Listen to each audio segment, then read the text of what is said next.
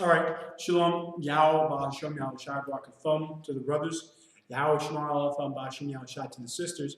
All right. It's I, SHBK, start out of 1 West 125th Street, Harlem, New York.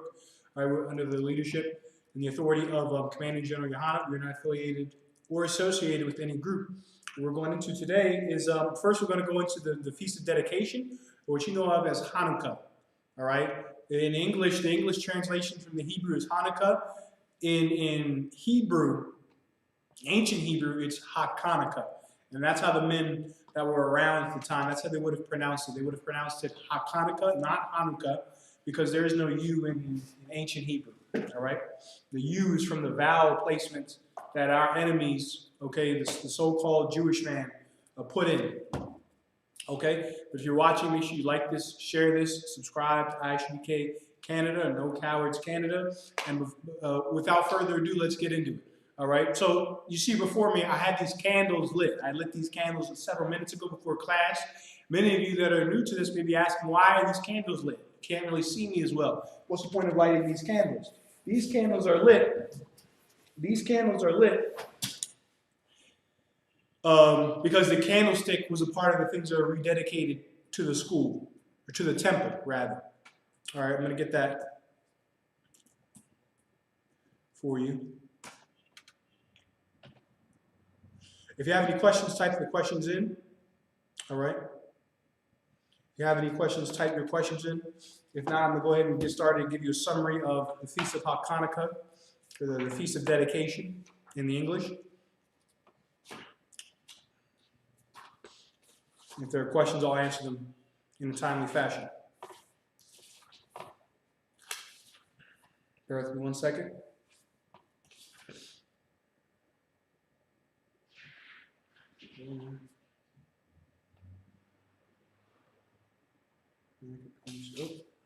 Book.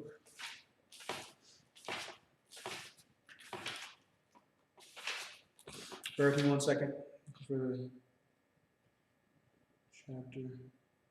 Yeah, this is it. So I'm going to read the scriptures that we read, or that are on the topic of the Feast of Dedication. It's 1 Maccabees chapter 4, verses. I'm going to start at verse 40. Read from verse 40 on down. All right. This is 1 Maccabees chapter 4 and verse 40. And fell down flat to the ground upon their faces, and blew an alarm with the trumpets, and cried toward heaven. So this is talking about the priests. I'm going to go to the beginning of this story, how all this started, in a moment. But for now, at this point in the story, we had defeated the Greeks. The Greeks were a world power at the time. The Greeks were a world power, and as always, with any empire run by Esau, they were blessed with a sword. They had major armies. We don't even need to go into that in this class. You know from being in school, what have you, that the Greeks and the Romans had powerful armies that crushed and left destruction in their path, in their wake. All right? And we had defeated them through what you know of as guerrilla warfare. We would attack them, and then we would retreat to the woods or to the hills. All right? Because we couldn't defeat them head on.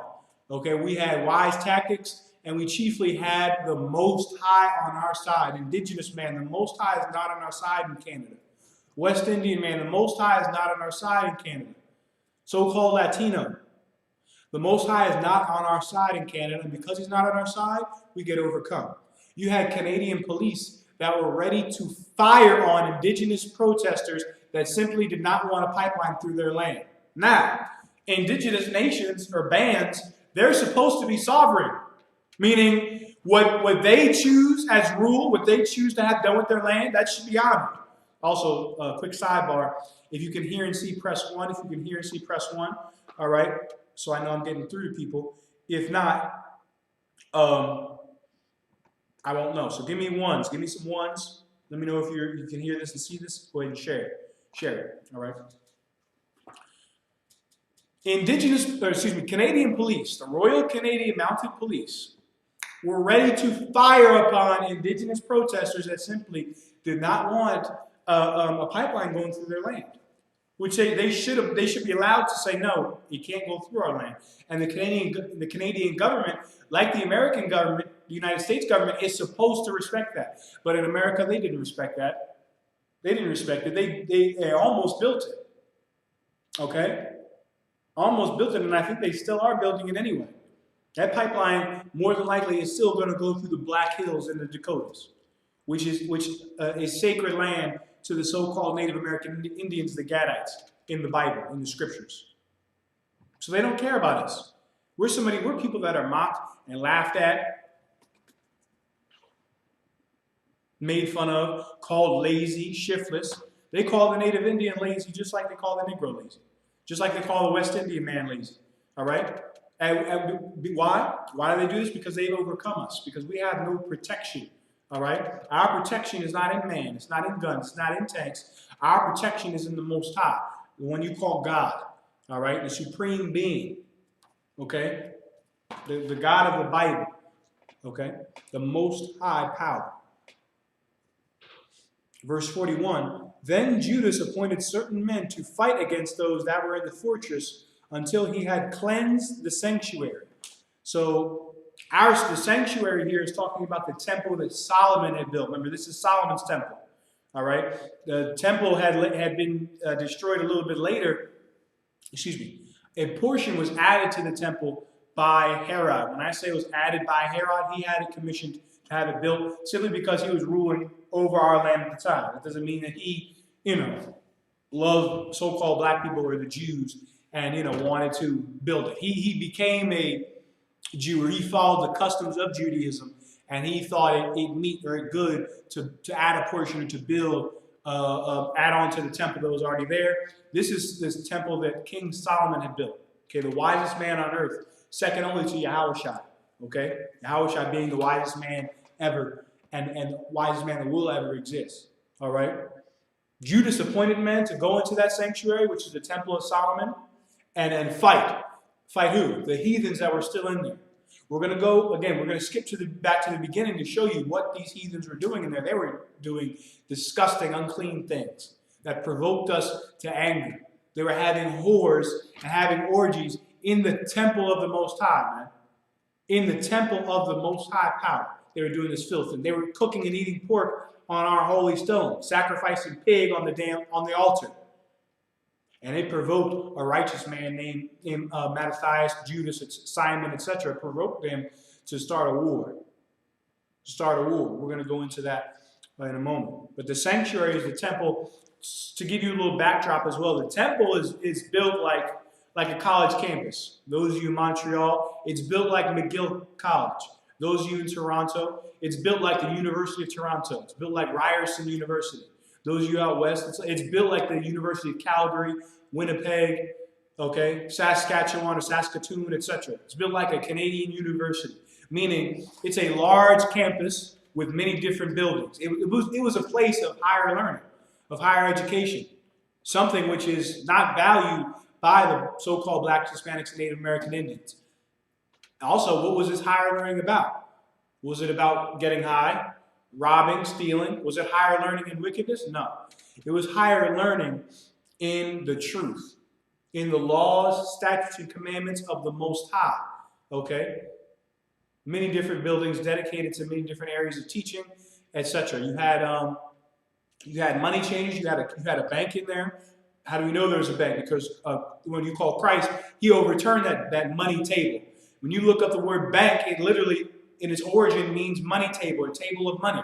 When you walk into your bank, right, you go to exchange your check after a hard weeks of work or a hard 2 weeks of work. Where are you going to cash your check? It's a table, okay? There's just a building built around it.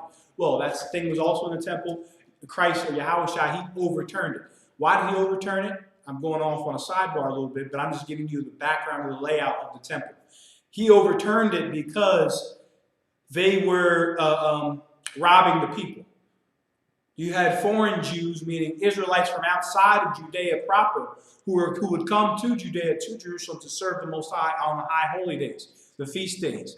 When they would come, they would have their currency of their country, much like brothers in Canada, when they come to the United States, they need to get American dollars, or they get American dollars. When you come from Brazil, you get Brazilian reais, all right, or reals, etc. Well, when they would come to exchange, the priests at the money table or at the bank weren't giving them the proper exchange rates. They were robbing them. Okay, that's why Christ said that this has now become a den of thieves. All right, I'm loosely paraphrasing, but that's the sanctuary. All right, in verse 41. We're First Maccabees chapter 4, verse 41. Verse 42. So he chose priests of blameless conversation, such as had pleasure in the law. Okay, those are the priests that he chose. The wise man chose priests of blameless conversation. John Ross, Pastor John Ross, is not a priest of blameless conversation. The Catholic Church, they're not priests of blameless conversation. They're priests of filthy conversation. They are priests of filthy lucre, of money gained by evil, by wickedness. All right? That's what they're priests after. Men of God, men of the Bible, chose priests of blameless conversation. You couldn't say anything about these priests. You couldn't say anything about what they were doing as wrong. You couldn't say that they were robbing the people. You couldn't say that, they molested my daughter, which is what Christian preachers are doing. Why? Because Christian preachers are not priests after blameless conversation. The stinking Roman Catholic Church, they're not priests after blameless conversation. They're priests of Baal, priests of Satan. All right?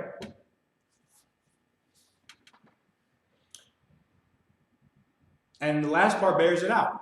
What is one of the criteria of the priest of blameless conversation? He has pleasure in the law. He has pleasure in not eating pork, not eating crab, shrimp, and lobster, not laying down with another man's woman, putting the cigarettes down, putting the drugs down, stop using drugs. Don't be a drunk or alcoholic, all right? Don't celebrate Christmas, which is also coming up now in a few days. You got a stinking celebration of Christmas, which is destroying our people, the Native American Indians. We're going to read a story about a sister, a so-called Native American Indian, who was told by a store owner, you don't belong, you're not welcome here, get out, while she was shopping for Christmas. These holidays are not for us, and they have nothing to do with us, all right? They are allowed to go celebrate, ho, ho, ho, run the streets and be drunken fools and have orgies on this day. When you, Native American Indian, you're kicked out of their stores. You're not welcome here. Well, guess what they were really saying to that Native Indian woman? You're not welcome in Christmas. And she should have got, hopefully, she got that message, all right? Let's continue reading. Verse 43, who cleanse the sanctuary and bear out the defiled stones into an unclean place. Remember what I just said earlier, they were sacrificing pigs, oink, oink, on the altar. Now, there is nothing wrong with the pig itself. It's an animal. It's a creation of the Most High. Excellent. They have their purpose. Okay? Many purposes. But their purpose is not to be eaten. The shrimp's purpose is not to be eaten. The lobster's purpose is not to be eaten, even though Canada says they're delicacies. Even though you can find pig everywhere in Canada, Canadian grocery stores, but go try to find some lamb. Go try to find some lamb belly, some lamb bacon, right? Some lamb ribs, the way you can find pork ribs. Go try to find some lamb shoulder the way you find pork shoulder and see if it doesn't break the bank, all right? They love pork. That's their delicacy, all right?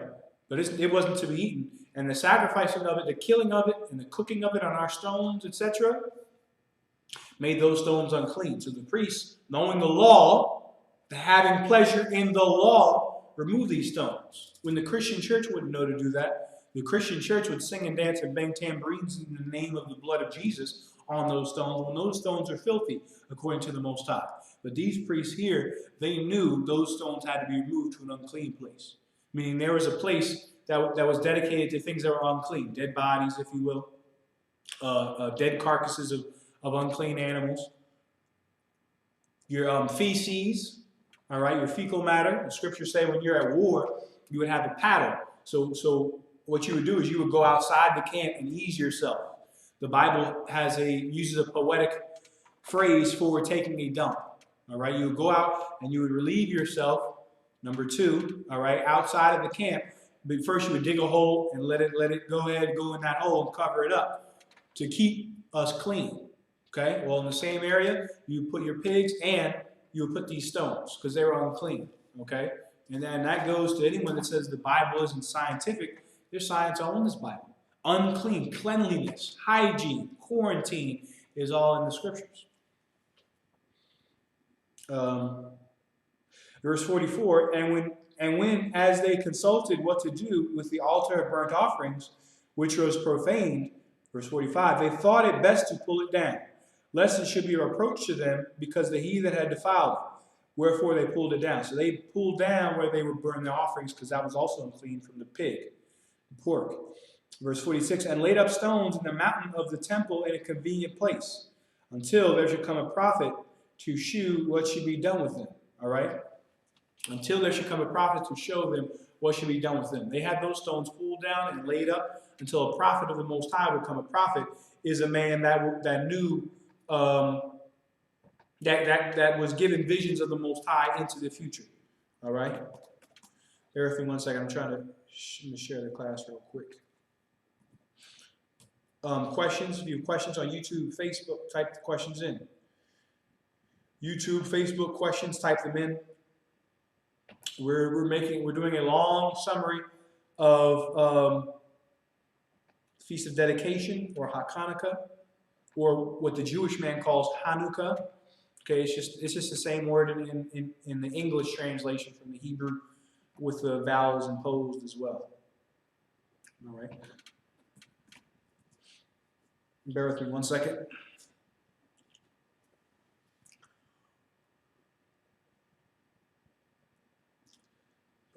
Boom.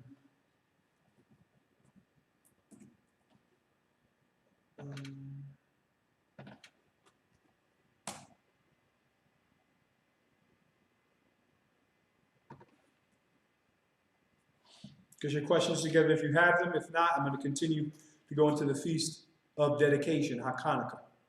Okay. Zebadiah. All right. Adiyar. Shalom. Shalom Akim. All right. Yahalbashim. Yahushabakatham. Good to see you. Zebadiah said kind of before, you could get turkey bacon at Tim Hortons. Now they don't offer it at all. And when you ask for just the egg and cheese, they slap pork on it. So I won't buy there anymore. That's insane, brother. Tim Hortons also came out with the, what was it? I know Burger King here in the States, they have the Impossible Whopper, which is supposed to be a Whopper with no meat. It's a veggie burger, it's a veggie burger, salaki. Tim Hortons is supposed to have a meatless egg and cheese sandwich. But if you want your sandwich without pork, oh, hell no. They act like they busted a gear, okay, when you ask for a sandwich with no pork, all right? That's exactly right. Tim Hortons is of the devil, all right? Can't serve anybody without putting pork on, everything, because it's their holy meat, all right? It's the sacred meat of the Greeks, okay? This is 1 Maccabees chapter 4, verse 47. Then they took whole stones according to the law and built a new altar according to the former. So they took whole stones according to the law. According to what law? We're going to show you what law that was. All right. Again, these priests were blameless according to the law. So they operated and put this place back together after the heathen defiled it. After our enemies defiled it, they put it back together according to the law. They rededicated the temple according to the law. And guess what? Guess what Ezra did? Guess what Nehemiah did? Guess what the one you call Christ did, Yahushua did? Rededicated us according to the law. The blueprint is right here. It's right in the Bible. The blueprint to solve your marital issues, drug problems you may have, your family members may have, alcoholism, mental illness, any kind of disorder, health disorders, what have you. It's in the Bible. It's in the scriptures.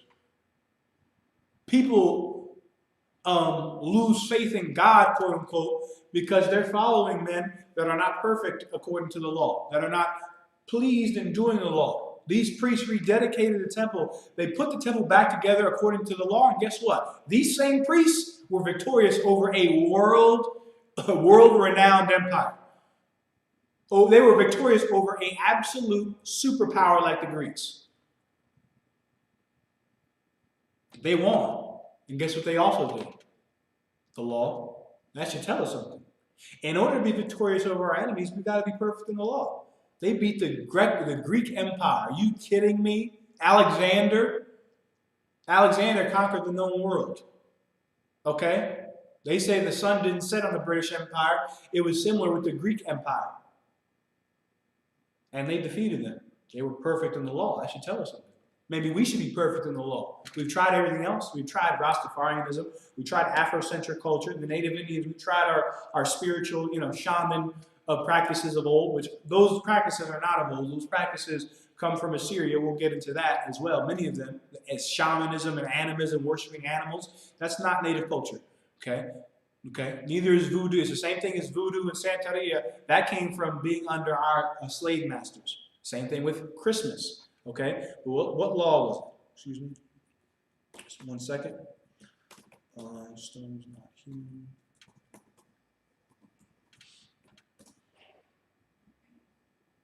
Yeah, Exodus. Let's go to Exodus 20 and 25. We get 2 scriptures on it.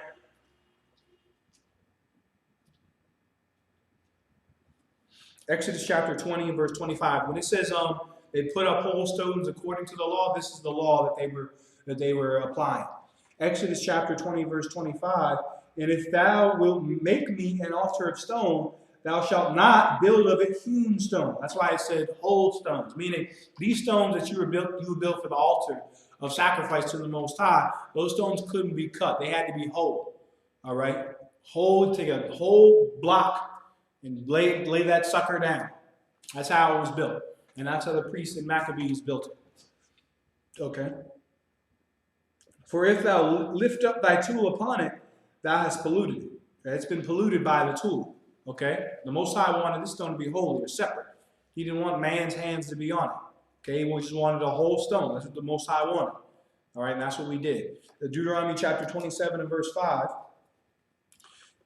Deuteronomy chapter 27 and verse 5. And there shalt thou build an altar unto the Lord thy God, an altar of stones. Thou shalt not lift up any iron tool upon them. Okay, they weren't to be hewn. You can't lift up any iron tool upon them. That's what they did in Maccabees. That's what it means by the whole stones. Okay.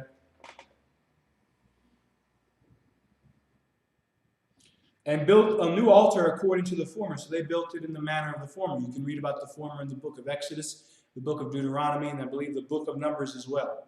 Verse 48, and made up the sanctuary and the things that were within the temple, and hallowed the courts. The courts were the outer area. Remember, as you said before, the temple, the sanctuary, was built like a college campus.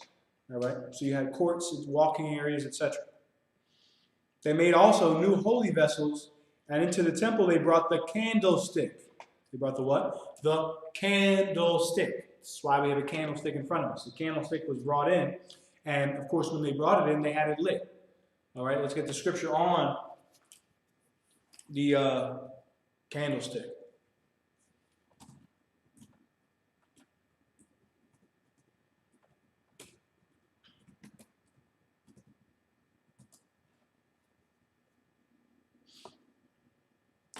Let's go to Exodus chapter 25 and verse 31.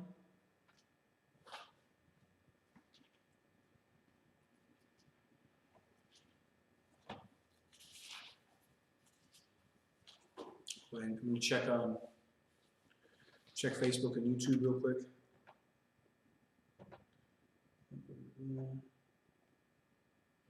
All right, shalom. Shalom, Officer Kawak. Shalom. All right. Exodus chapter 25 and verse 31. And thou shalt make a candlestick of pure gold. Of beaten work shall the candlestick be made.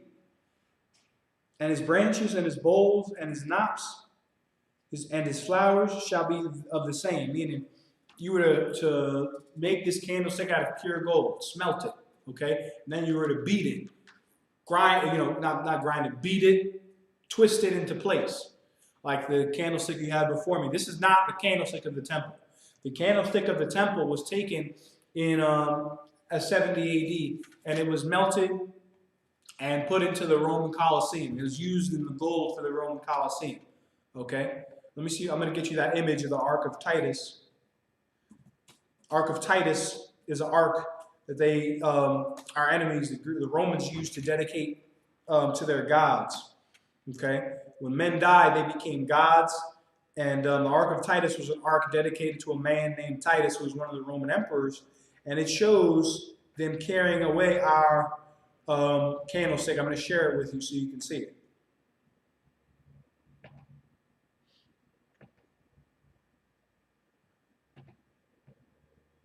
Okay, that's the candlestick right there. See that right there? That's the candlestick right there. Seven. Notice. It has 7 lanterns, not 9. The 9-lantern menorah is from the Jewish man. It's not biblical. Okay, which is why the candlestick I have in front of me has 7, because the one in the Bible it had 7. The candlestick that was representing the schools Paul set up had 7. All right. You see our enemies. These are the Greeks. Okay, Romans.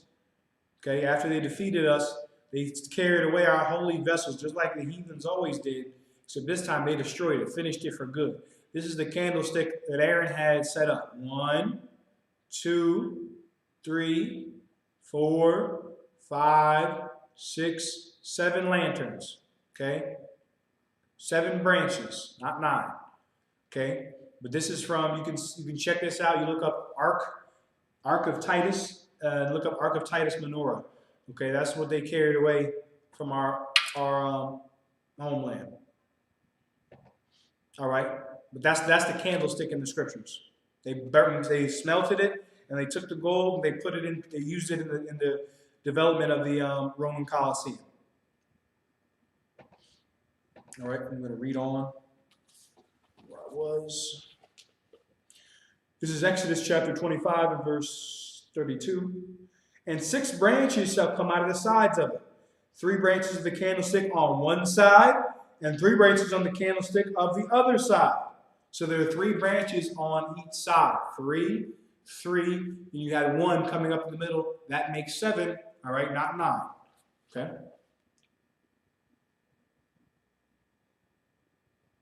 Three bowls made like unto almonds, with a knot and a flower in one branch, and 3 bowls made like almonds in the other branch, with a knot and a flower. So in the 6 branches that come, in the 6 branches that come out of the candlestick, verse 34, and in the candlesticks shall be 4 bowls made like unto almonds, with their knots and their flowers, and there shall be a knot under 2 branches of the same, and a knot under 2 branches of the same, and a knot under 2 branches of the same. According to the 6 branches that proceed out of the candlestick, their knots and their branches shall be of the same. All it shall be one beaten work of pure gold. And thou shalt make the 7 lamps thereof, and they shall light the lamps thereof. And it's like that they may give light over against it. So it said 7 lamps, 7 lanterns, 7 lamps. Boom, boom, boom, boom, boom, boom, boom. 7, not 9. Okay, that's in the Bible. Pure gold. Okay, why do we have this lantern in front of you? Because we are teaching and rehearsing the righteous acts. The righteous acts are gathering together, celebrating the high holy days, eating the unleavened bread on the Passover, eating the lamb and unleavened bread. It's like I said that already. All right, but we're rehearsing the righteous acts. This is not the candlestick of the sanctuary, but it is a rehearsal of that candlestick. All right, you see it has seven candles. You can see it has 7 lamps. The so-called Jewish man will take the scriptures that are meant for you, and he'll apply it to himself, and he'll get strength of character from those stories. The Jewish man reads the exact same scriptures in Hanukkah and celebrates Hanukkah, and those stories give him strength of character, man. They give him strength of character that you won't get living in Little Burgundy in Montreal. They give us strength of character that you don't get living in Falstaff, okay? Living in Regent Park, living in Vaughan, living in Scarborough. You don't get that strength of character living in the hood, in Winnipeg, Murder Peg. We don't get that strength of character when these stories are going to instill in us the strength of character. And these stories are meant for us, okay? And this whole Hanukkah was stolen by the Jewish man when it has nothing to do with them. It's celebrating his removal. Remember, you had Greeks that converted to the practice of Judaism, meaning the customs of the Jews during this time, during the time of the Maccabees and during the time of John Hyrcanus. Okay, he was a Negro, a Jew, so-called black man, who had forcibly converted several thousand Edomites, okay, the people you know of today as Europeans, and the Jewish Khazars, okay, converts to Judaism, or to the practice of the Jews. He forcibly converted them, and then they stole our entire heritage. He should have never allowed them to become fully entrenched into our practices the way we are. He should serve them. He should serve our practices as a second-class citizen. Let's get that in the Bible. All right? Converting the so-called Jewish man to Judaism, the so-called European to Judaism, was a mistake. All right? And it backfired, and now you got him. He's running around with our identity, bastardizing it, while we're sitting in Little Burgundy thinking we're African. All right? What I haven't seen an African boat go up St. Lawrence, go through Lake Ontario to come get the Negroes in Toronto or Montreal. There hasn't been one. All right? This is Ecclesiasticus chapter 12 and verse 13 and verse 10. Ecclesiasticus 12 and 10. Never trust thine enemy. Okay? John Hyrcanus should have never trusted his enemy. Okay?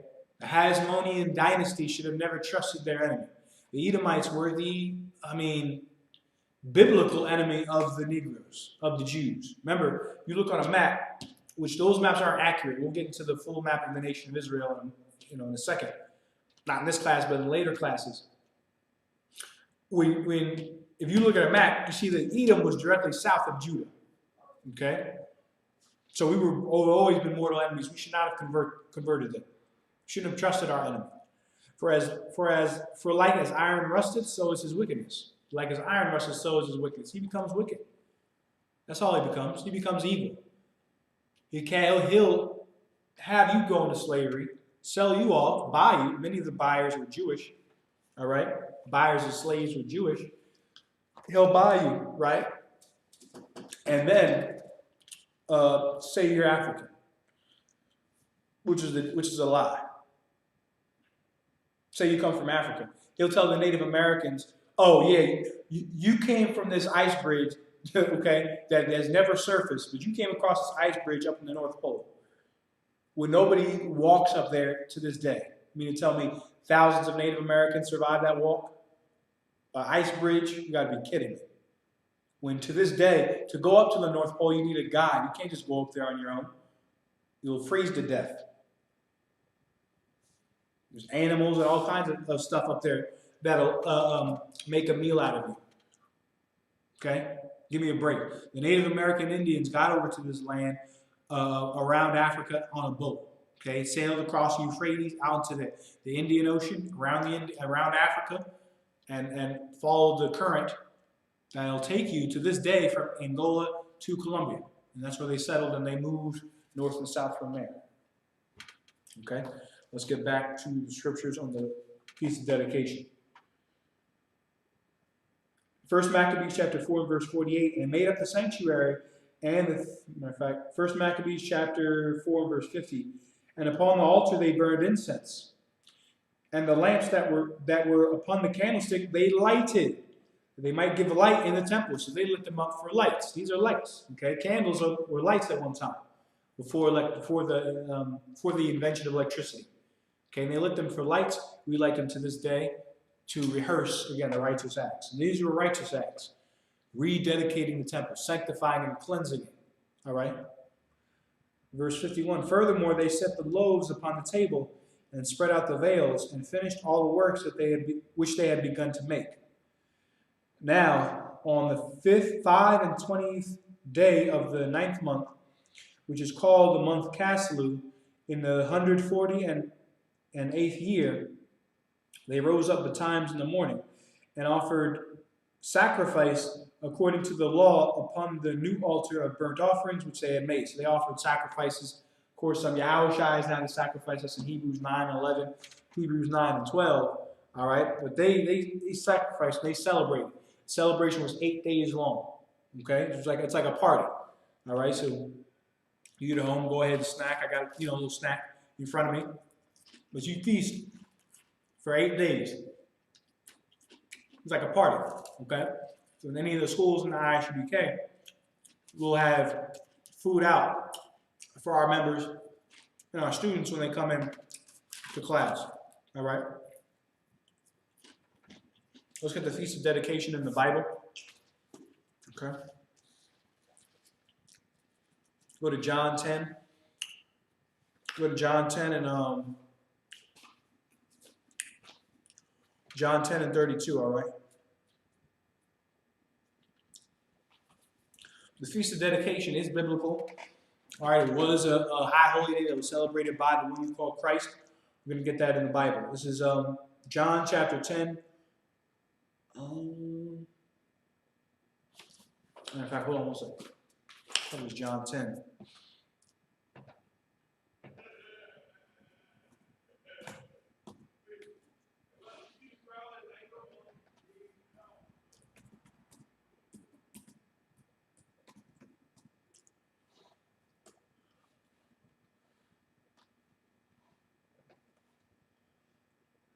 John 10 and 22, I'm sorry.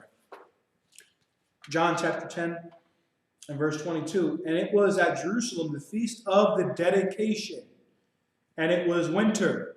Feast of dedication was had in the winter, not Christmas. They weren't celebrating Christmas. Christmas predates the birth of Christ. Christmas had nothing to do with the birth of Christ. Christmas is not in the Bible. Christmas is the worship of Sol Invictus, okay, which is an ancient Roman god. It was the sun, which they worshiped. When Christianity was melded with paganism, meaning when the Bible was melded with paganism, okay, the Bible was melded with paganism, one of the things that was added or made up really was Christmas. Constantine in the Council of Nicaea in 325 AD approximately had the holiday of Christmas instituted in the Christian churches of the Roman Catholic Church, except instead of it being the holiday of Sol Invictus, which is what it is, they changed the name of Sol Invictus to Christ, Jesus Christ. They said that he was born on December 25th, when according to the Bible, okay, Yahushua was not born on December 25th. All right? He was born during the Roman tax season, but we'll get into that later in the class. We have time. But nonetheless, in Jerusalem, during the time of Yahushua, we celebrated the Feast of Dedication. We're gonna. I'll get the definition for you in the Zondervan's as well.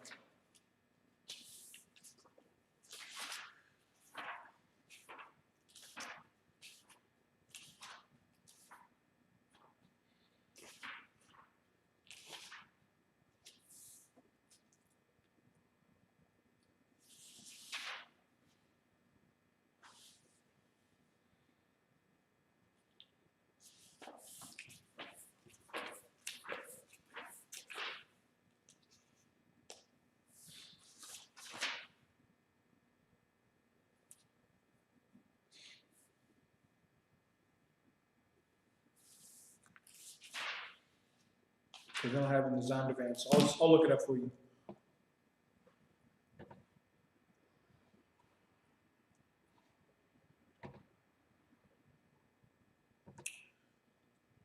All right. Feast of Dedication, a feast called the Feast of Hanukkah, celebrated annually by the Jews for 8 days to commemorate the cleansing of the Temple of Jerusalem after it had been desecrated by the Syrians. Okay, these are the Greeks, the Europeans, under Antiochus Epiphanes. Read about it in 1 Maccabees chapter 4, verse 52 to 50 through 59, 2 Maccabees chapter 10 and 5. The restoration of the worship of God was effected by the Hasmonean, Judas Maccabeus, about 165 BC, 3 years after its defilement. The Greco-Syrian Antiochus, in his excessive zeal to Hellenize his realm, persecuted the Jews, prescribed their religious observances, and erected an idolatrous altar on the altar of burnt offering in Jerusalem, where heathen sacrifices were offered. The Hasmoneans raised the cry of revolt at Modin and ultimately overthrew the forces of Antiochus. Josephus gives a vivid account, Antiquities of the Jews, Josephus, chapter 10, 5, 4, 7, and 4. The feast falls on the 25th day of Kislev. All right, it's also called, Josephus called it the Feast of Lights. All right, it was a Feast of Lights because the candles were lit. Okay, and this is a holiday they stole, the feast day they stole from us. Okay.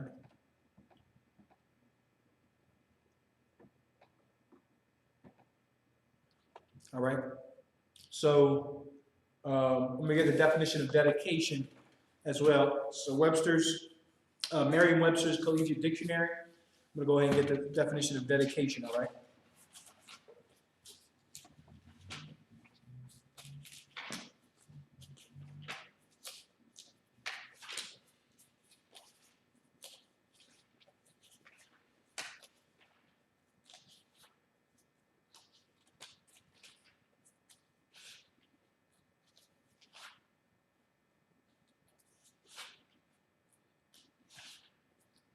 Bear with me 1 second.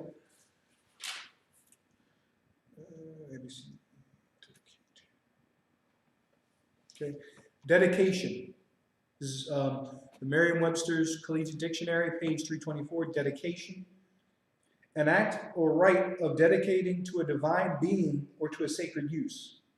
So in this context, our sanctuary was rededicated to the Most High when what we read the definition or in the summary of the Feast of Dedication, Antiochus Epiphanes had dedicated the temple to Jupiter. Okay, we'll get that scripture next.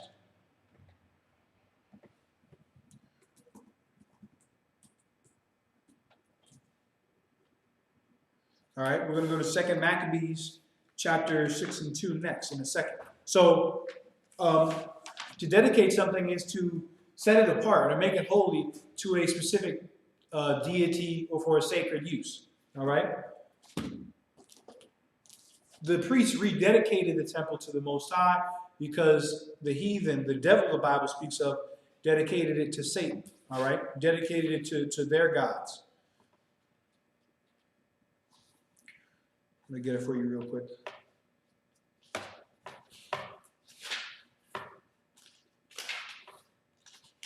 Second Maccabees chapter 6 and verse 2.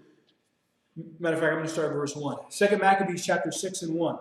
Not long after this, the king sent an old man of Athens to compel the Jews to depart from the laws of their fathers and not to live after the laws of God.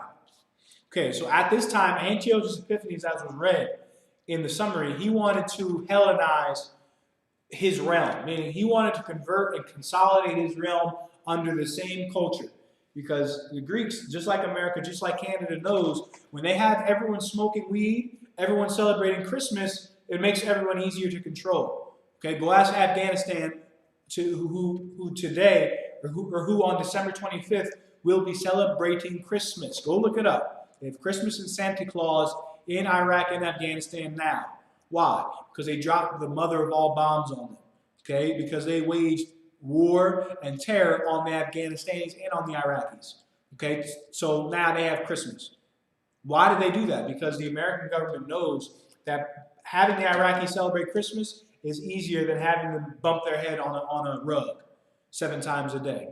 Bumping their head on a rug and Christmas is the same thing, but they wanted to Hellenize the people, just like America seeks to Hellenize the known world. And he surely wants to Hellenize the native Indians with meth.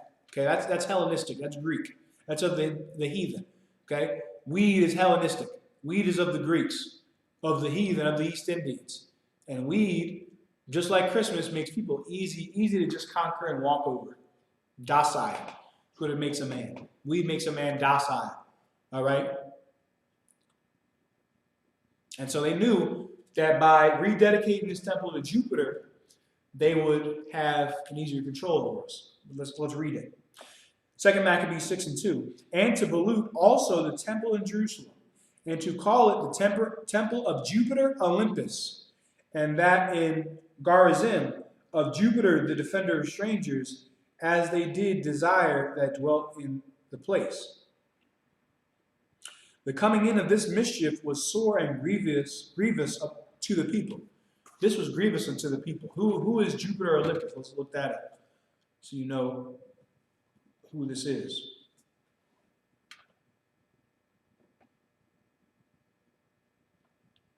I'm going to share the screen with you so you can see it as well.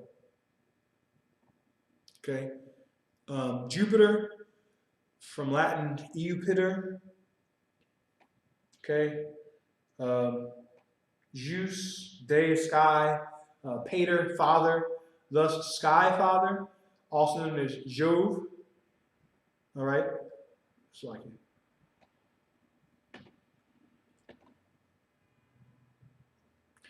Is the god of the sky and thunder and the king of the gods in the ancient Roman religion and mythology. Okay? So this is their chief god. Right? This is a picture of this LGBT member over here. All right? This is Jupiter. And if you can see on the right, you see what he's got there, right? The eagle. Okay, the eagle is in the Bible, all over the Bible. and it is the main symbol of our enemies. Who is the eagle symbolizing? Not the Arabs. Esau is not the Arabs. The eagle is symbolizing the Edomites, okay? The Greeks, the Romans, the Nazis, America, okay? So that's who Jupiter was. It's their main god, like the Most High is our main god. We can get into that as well, but Jupiter was Esau's bastardization of the Most High. Remember, Jacob and Esau were raised together. Okay, they were raised together.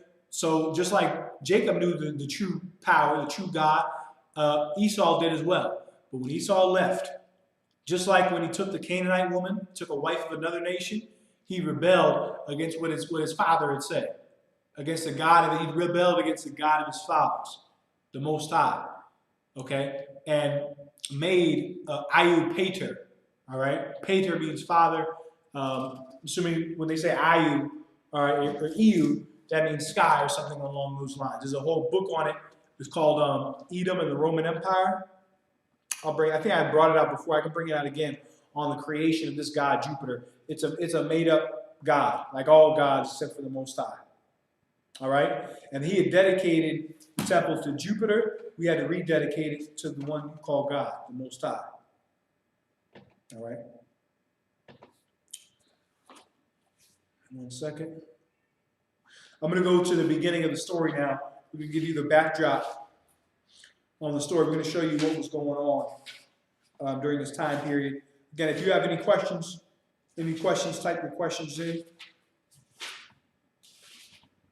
If you have questions, type your questions in.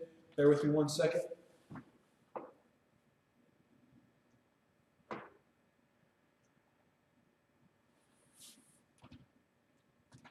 Questions, type your questions in. If not, I'm going to go ahead and get into it.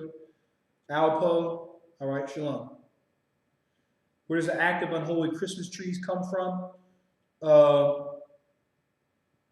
Yeah, I can get that. Zabadi asked a good question. Where do the Christmas trees come from? I'm going to get you that. Christmas. I'm going to share it with you on the screen so you can see it. Also, if you like the format of this class and that I'm sharing the screen with you more, making it more interactive, if you like that, then don't say anything about it. If you have any recommendations or what have you, you can send your recommendations to isupkcanada@gmail.com and I'll check it out. All right. Brother asked a good question about Christmas trees. Where do the Christmas trees come from?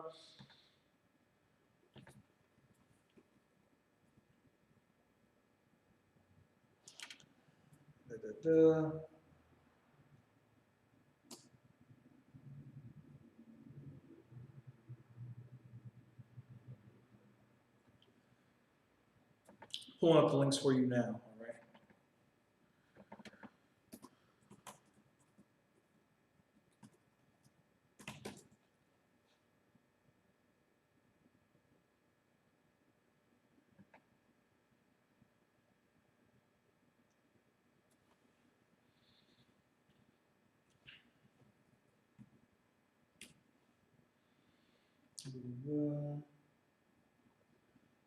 Yep.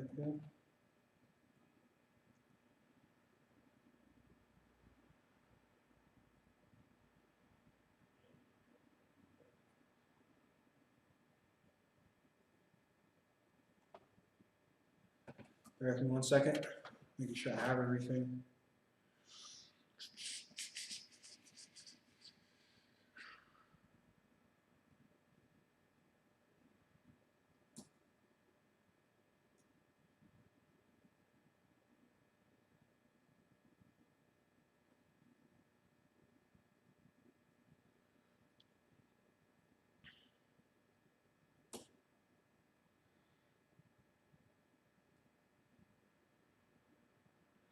All right. I think I got it. All right, so Trooper Zabadi, to answer your question, the Christmas tree comes from Nimrod. The Christmas tree comes from Nimrod and the worship of Nimrod. I'll get it for you. All right, a few articles to sum it up fairly well. All right.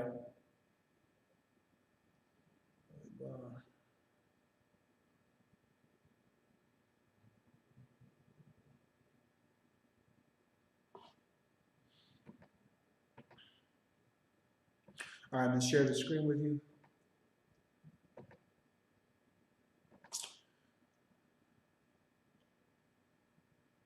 All right, this is Hebrew roots, neglected commandments, idolatry, Christmas. You can't even see that. Hold on 1 second. Yeah, Hebrew roots / neglected commandments / idolatry, Christmas. All right, this is the origin of Christmas. It's a Wikipedia book, if you will, and they do a pretty good job summing up the truth of these different holidays. All right. I'm going to get to your question specifically about the Christmas trees. All right, bear with me 1 second.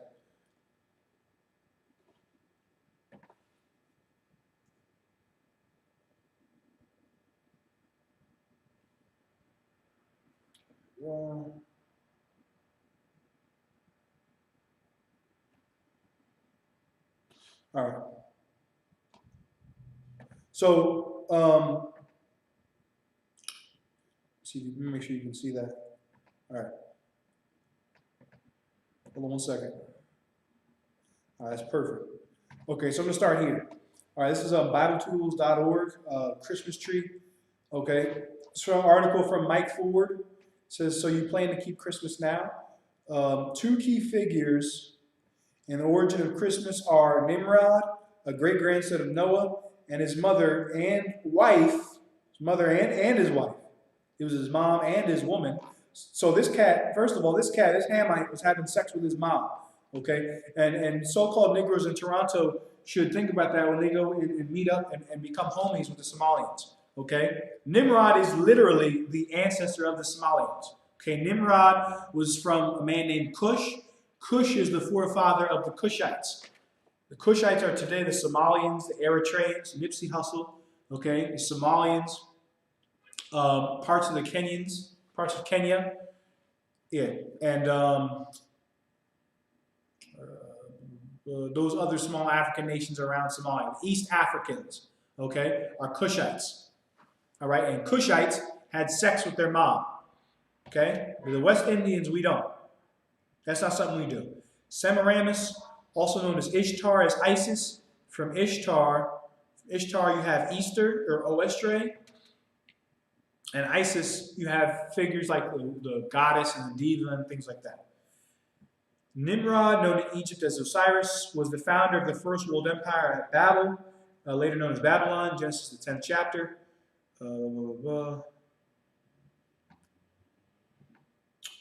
After Nimrod's death, let me make sure you can see this. Okay. After Nimrod's death, 2167 BC, Semiramis promoted the belief that he was a god. She claimed that she saw a full-grown evergreen tree spring out of the roots of a dead tree stump, symbolizing the springing forth of new life for Nimrod. To answer your question, the Christmas tree is the worship of Nimrod. Okay, when Nimrod died, his mother/wife Semiramis told everybody, "Look, wait a minute, Nimrod came out of this tree. Everybody, so worship this tree as Nimrod." Okay. And you better drop silver and gold by this tree because it's Nimrod. Just like when he was around, when you're in Canada, you get your check, right? Your check has some money gone from it. Where did that money go? That money went to the Canadian government. Well, when Nimrod died, he was personified as a tree by his mother/wife.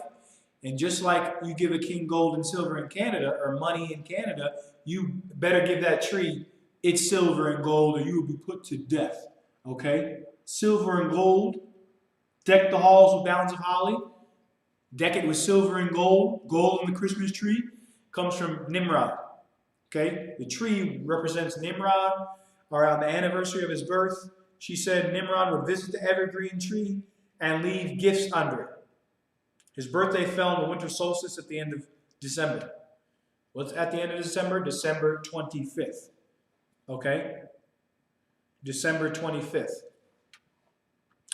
The balls in the Christmas tree, I'm trying to find it, but the balls in the Christmas tree come from, if you didn't give silver and gold to Nimrod or to Semiramis, they would cut your head off and your head would be hung on the tree. That's why the balls are red. Okay?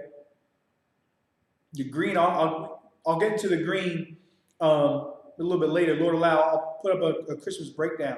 But the red was the blood that was from the men that got their head cut off, the women that got their heads cut off.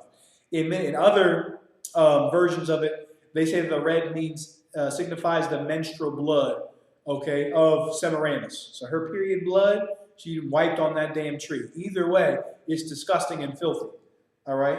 And it's the worship of Nimrod, all right? Scroll down here for you.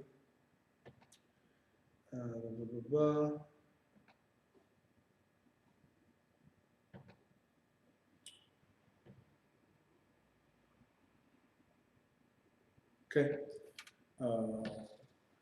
Ezekiel 8:14 condemns ancient Israel for adopting worship of Tammuz, the legendary son and reincarnation of Nimrod. Give me 1 second. Nimrod, which included sun worship and the Asherah phallic symbols. All right, that's not it. Hold on.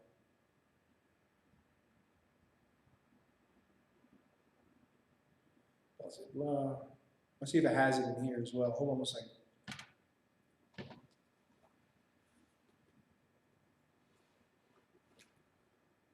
Yeah, phallic symbols, using trees and poles. All right, using trees and poles. So Asherah comes from Nimrod. The worship of him was done with phallus symbols. You have the obelisk down at DC. The tree is a phallic symbol of Nimrod. It's the growth of the evergreen tree represents new life from Nimrod, which is also a phallic symbol. Phallic symbols have always been used in the worship of heathen gods. All right. So that's roughly the origin of the Christmas tree. I hope that answered your question. All right. Now let's get the Christmas tree in the Bible real quick. Okay. Bear with me 1 second.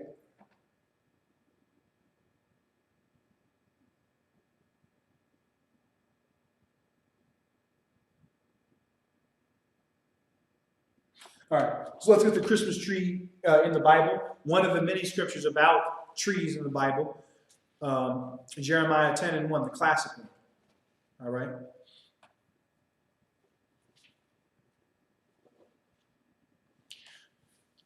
Jeremiah chapter 10, verse 1. Hear ye the word which the Lord speaketh unto you, O house of Israel.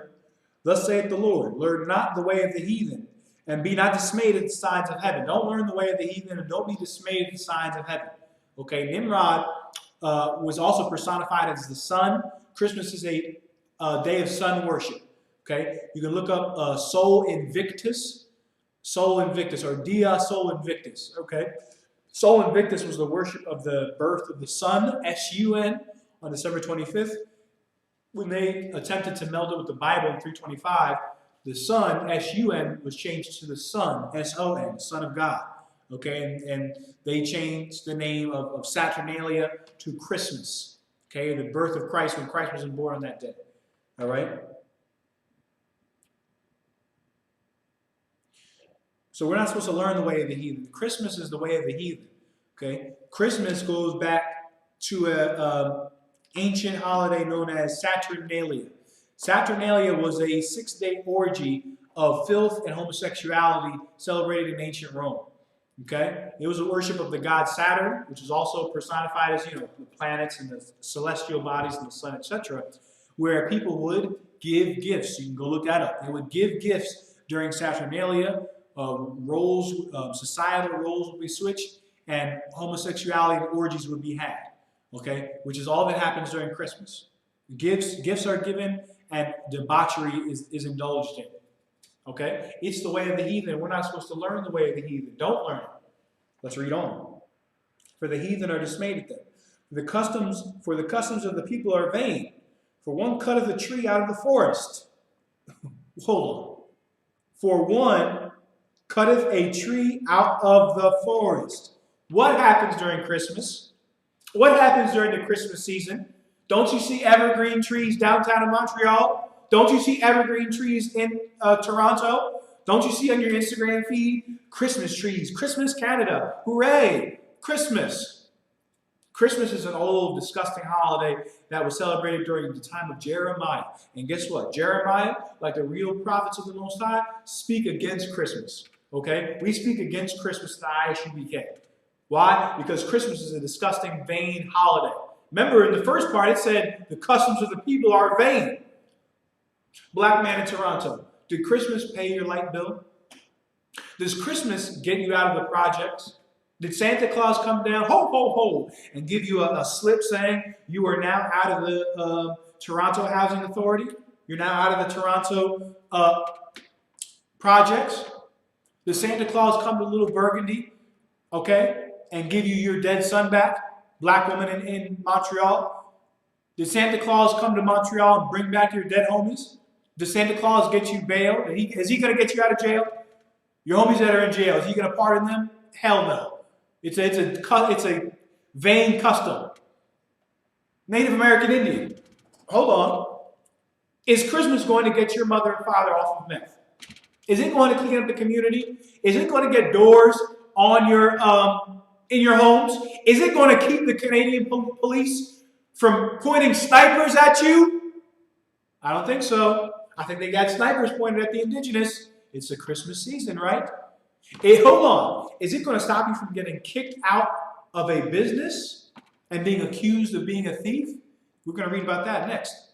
The Christmas spirit has been the destruction of the blacks, Hispanics, and Native American Indians.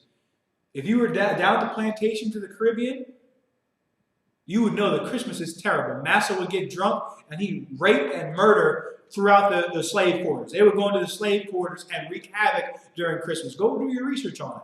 The slaves of the West Indies knew Christmas was the purge. Okay, so you can understand, of slaves. All right? Christmas was the purge of the slaves, and Christmas is not going to fix Regent Park. Christmas is going to be celebrated. There'll still be murders. There'll still be black-on-black crime. There'll still be stabbings in Montreal after Christmas. You'll still be a single mother after Christmas. It's a vain custom. It's a vain custom. One cuts a tree, clack, clack, out of the forest. Isn't that what they do during Christmas?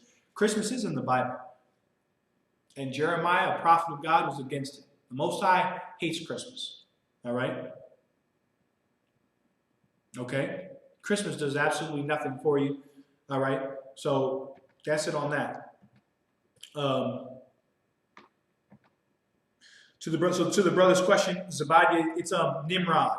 Okay, the Christmas tree comes from Nimrod. You can go check out those links. There's plenty of other links on them as well. It comes from Nimrod. When he died, his mother and his wife, okay, this forefather of the Somalians was having sex with his mother, okay, Cushite was having sex with his mother, and when he died, the personification of his rebirth was in this Christmas tree. Later on, during 325 AD, Constantine had this added to the Bible, or what you know of as Christianity, and called it Christmas. Let's show you when was Christ born, since we're on that topic. Christ was not born on December 25th. He wasn't even born in winter. All right? We're going to prove that to you. Let me get Luke, the 2nd chapter. All right? I could go on and on about Christmas all day. Okay? It's a disgusting holiday. Black people should not, okay, get so stressed about this stinking commercial holiday. Okay? Washington Irving, I'm just going to spill it. Washington Irving, in 1858, 1800s, Washington Irving, in order to revive the American economy, to make something that would add to the American economy, commercialized Christmas. He patented Christmas as a commercial holiday, which is why you have things like Black Friday, you have the Christmas Day deals, etc. Christmas is mostly a commercial holiday. It's a day where companies and corporations in Canada can leave the red and go into the black. In business terms, the red means you owe money, the black means you're making profit. They get into the black off of black people, so-called blacks, Latinos, and Native American Indians, making deals and making sales in Canada. All right? Luke chapter 2, let's go to Luke 2 and 1, all right? Luke chapter 2, verse 1, and it came to pass in those days that there went out a decree from Caesar Augustus that all the world should be taxed, okay? So the Romans, just like the Canadians, tax you, all right? You did all that work, 2 weeks, get your check, bloop. You got this much net pay, gross, got income tax, whatever other taxes they have, health care in Canada, property tax, school tax in Canada. Well, the Romans taxed, just like the Canadians. Caesar Augustus, he wanted the world to be taxed. Why? Because Rome controlled the world at this time.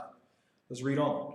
And this taxing was made when Cyrenius was governor of Syria. Verse 3, and all went to be taxed, everyone into his own city. So when you were taxed, you had to go into your own city, your city of your origin, city of birth. All right, let's read on.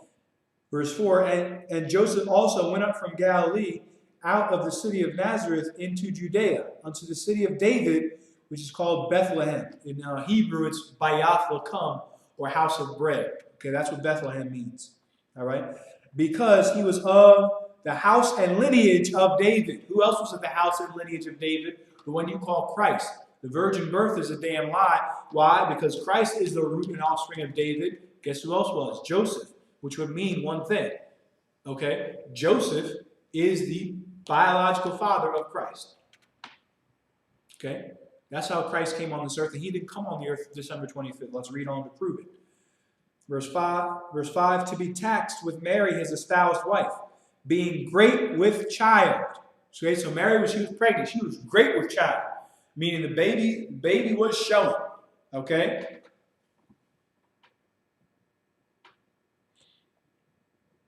Verse 6, and so it was that while they were there, the days were accomplished that she should be delivered. The days were accomplished that she should be delivered. What times were those? During the time of Roman taxation. When was Roman taxation? When is tax season in Canada? Is it right now during the dead of winter? No. The Roman tax season would have been during the time when the climate was most favorable in all the empire. Why? Because you had people that had to walk back to the cities of their fathers. And if you know anything about the Europeans and the Canadians, they don't want to lose money. Okay, so they couldn't risk people dropping dead from frostbite in certain areas of the Roman Empire, so they had to make that taxation, that tax period, during the time when the weather was good. What time was that? That was during the springtime. Okay, you taxed people during the springtime. Roman tax season, Canadian tax season, American tax season is during the springtime. Christ was born during the springtime. The spring season, not December 25th. Not December 25th. Okay? Christ was born on December 25th, and Christmas has nothing to do with us. All right? Let's show you what they think of you during Christmas.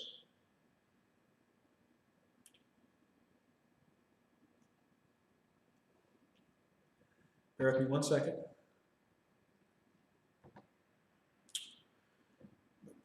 So this is exclusive. Canada police prepare to shoot Indigenous activists, documents show. So they are prepared to shoot them.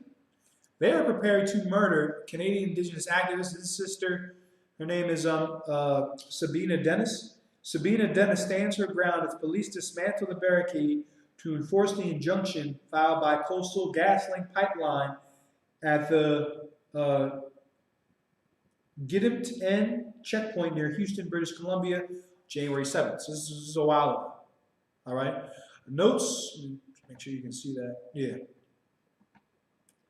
Notes from strategy session for raid on Wet'suwet'en Nation's ancestral lands show commanders argued for lethal overwatch. Lethal overwatch. Overwatch is oversight. Okay. In this context, it means that they wanted to have to be able to watch the entire location with lethal authority, meaning be able to shoot to kill at will. Okay. Canadian police were prepared to shoot Indigenous land defenders blockading a construction of a natural gas pipeline in northern British Columbia, according to documents seen by The Guardian. Okay. Notes from a strategy session for a militarized raid on the ancestral lands of the Wet'suwet'en Nation show the commanders of Canada's National Police Force the Royal Canadian Mounted Police argued that lethal overwatch is required, a term for deploying snipers. They were going to have snipers aimed at little Laughing Bear mad over a damn pipeline. They were going to have snipers pointed at them. Snipers. The RCMP commanders also instructed officers to use as much violence toward the gate as you want. I didn't make that up. I didn't write that. It's in quotes. RCMP, Royal Canadian Mounted Police, said, use as much violence toward the gate as you want, meaning throw whatever rounds you want. Throw whatever rounds you want. That's what they think about us during Canada, during Christmas, during the holiday season. They were going to throw rounds at them, use as much violence as they want. That's in the Bible. Let's get that real quick. All right? Matter of fact, let's get it on the context of Hanukkah. So let's go to the book of Maccabees. All right? First Maccabees chapter 1 and verse... First Maccabees chapter 1 and verse... Bear with me one second.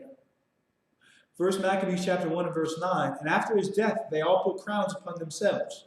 So did their sons after them many years.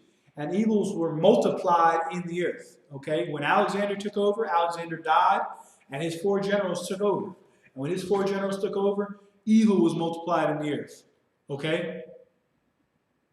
When Alexander, his general, took over, the Royal Canadian Mounted Police was born, who were foaming at the mouth to use as much violence as they wanted on the so-called Native Americans, who were protesting, who did not want, rather, a pipeline through their land, which they should have the right to not want. It's their land, it's their indigenous land, it's their ancestral homeland. They didn't want a pipeline built through there. They should have been respected. Not to Canada. Not to Canada. They want to murder you. Why? Because they multiply evils on the earth. Canada is a daughter of the Greco-Roman Empire. And they bring evils to the children of Israel, just like they did to us during the time of the Maccabees. Let's go back to the start of the book of the Maccabees to get the topic of Hanukkah, all right? First Maccabees chapter 1.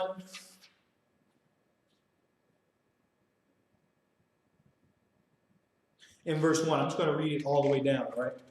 First Maccabees chapter 1 and verse 1. And it happened after that Alexander, son of Philip, the Macedonian, who came out of the land of Chittim. The land of Chittim is the land you know of as Italy or Italia, all right?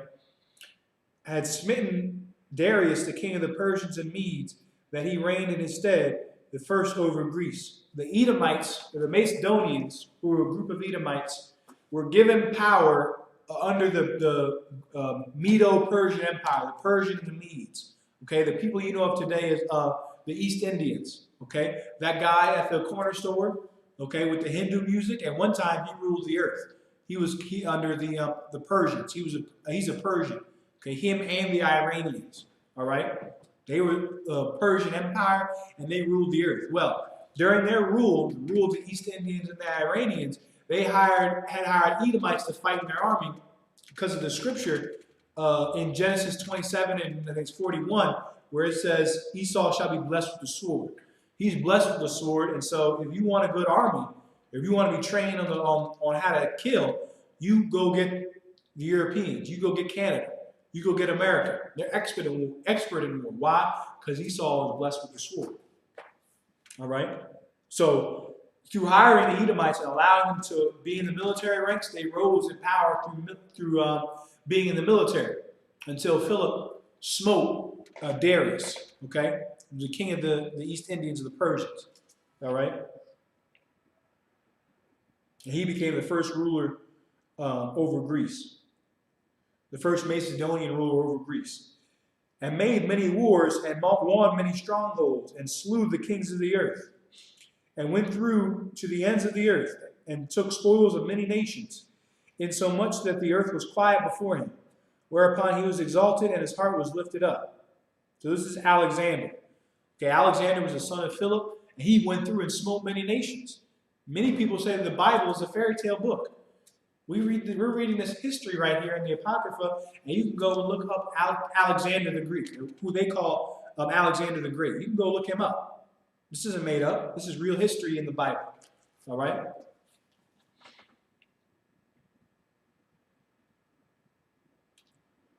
And he gathered a mighty strong host and ruled over countries and nations and kings who became tributaries unto him.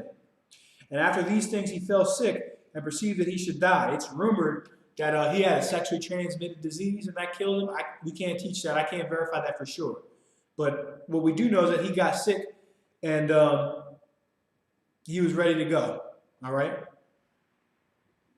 Wherefore he called his servants, such as were honorable, and had been brought up with him from his youth, and parted his kingdom among them while he was yet alive. All right? He parted his kingdom to his servants. All right? And brought up with him from his youth. Let's get, we're going to go to Daniel to show you how many servants he had. All right?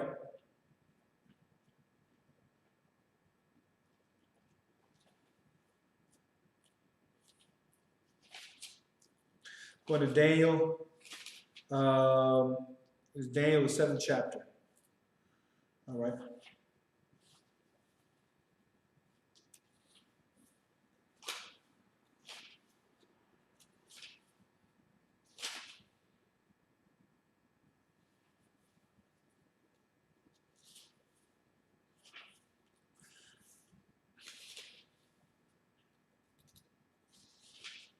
All right. This is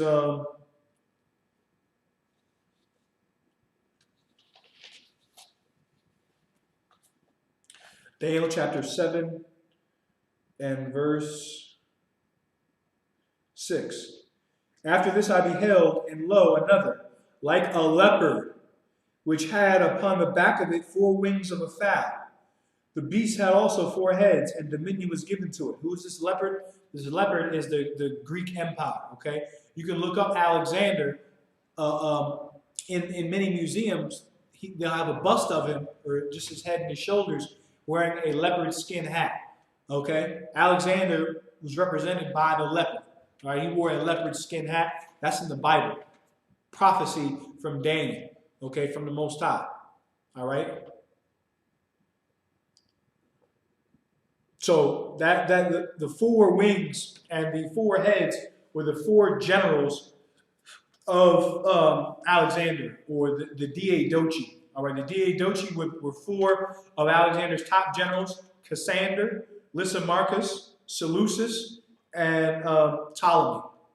All right, all 4 of these men, along with Alexander, were all taught by Aristotle. You've heard of Aristotle, right? Famous in Esau's world. If you went to school in Canada for a day, you know you've heard of Aristotle. Aristotle is famous because he taught Alexander the Great, or the Greek, Cassander, Lysimachus, Ptolemy, and Seleucus. He taught those 4 generals, and he taught Alexander. Okay, and in the Apocrypha it said that they were brought up together from their youth. Aristotle taught them from their youth. Aristotle was also a known homosexual who often had sex with his students. Okay, so the Greco-Roman Empire from the jump was started by homosexuals and pedophiles. All right, much like Canada, much like America. Let's read on. Let's read on. I'm going to read from 1 Maccabees chapter 1 and verse 10. And there came out of them a wicked root, Antiochus, surnamed Epiphanes, son of Antiochus the king, who had been in hostage at Rome. And he reigned in the 137th year of the kingdom of the Greeks. So the 137th year, the 148th year, those are the years of the kingdoms of the kingdom of the Greeks. Okay, the Greek Empire, the rule of Edom on the earth, started in 330 BC with Alexander. All right, and later on there was a man named Antiochus Epiphanes who was a Seleucid, or who came from out of Seleucus. Seleucus ruled our land. Okay. In those days went there out of Israel wicked men, who persuaded many, saying, let us go and make a covenant with the heathen that are round about us. For since we departed from them, we have had much sorrow. Okay, these are wicked men, just like wicked West Indian men in Canada. Let's go and get some weed. Let's buy into Canada's plan to have recreational marijuana, to have marijuana dispensaries. There went out of Israel wicked men, wicked West Indian leaders, wicked First Nations leaders that wanted to do what? Wanted to join the heathen. Okay, it is wicked to want to join your enemy. It's wicked to want to join your enemy in Christmas. Okay, they got many West Indian leaders. Okay, today your leader is Tory Lanez. Okay, in Toronto, he goes and celebrates Christmas. Now guess what? Every Guyanese, Trinidadian, so-called Jamaican in Canada is celebrating Christmas. They get Kanye West to go in front of Joel Osteen's church, and now guess what? You have an attempted revival of the black Christian church. All right? Wicked men came out of Israel to go do what? Join the heathen. All right?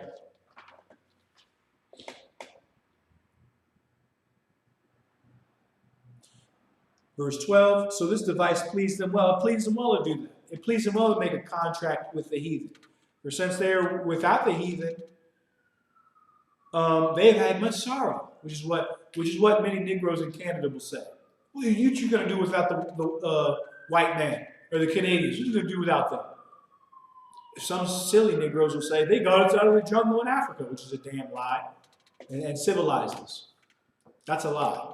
They ripped us from our families and sold us into slavery, and to this day, Negroes in Toronto haven't been allowed to heal from that trauma. So you have gangs, so you have murder, so you have domestic violence.